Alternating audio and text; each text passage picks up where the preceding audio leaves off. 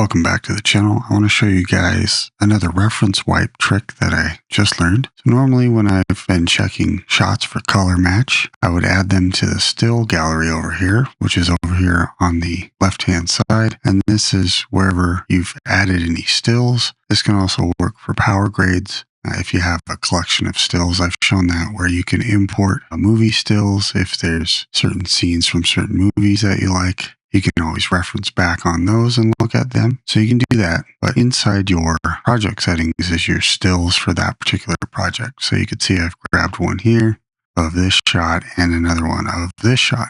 Sometimes you might want to compare other shots in your scene without actually grabbing a still. We can kind of ignore the gallery. And let's go back to another shot here and we'll turn the wipe off. So let's grab a spot here that we want to try to match, maybe further in the shot. Let's get one of these close-ups.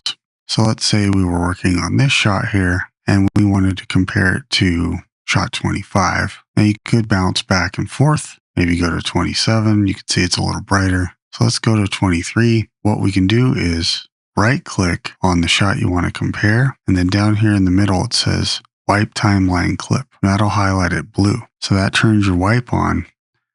And as you can see, the shot we have selected, which is 23, is your main shot, and then the blue one is your reference. So you can actually adjust this if you need to by clicking on your reference. See, whichever clip you click on, it'll turn red. We go back. This wipe is still in blue. We can go over to our sizing, and there's a little wipe icon or reference sizing. So if you wanted to shrink this down a little bit to match, you can do that, or pan it. So if you're trying to color match and you can see your reticule splits, so if we're on the waveform or the parade, you can see as we wipe, we're looking at levels. We can look at differences. You can look at the sky, especially if we zoom in here and do the wipe. Quite a bit of a difference here if you're trying to shot match between the two. This is another good way to go between clips. So if you want to check this one here, let's stay on clip 23.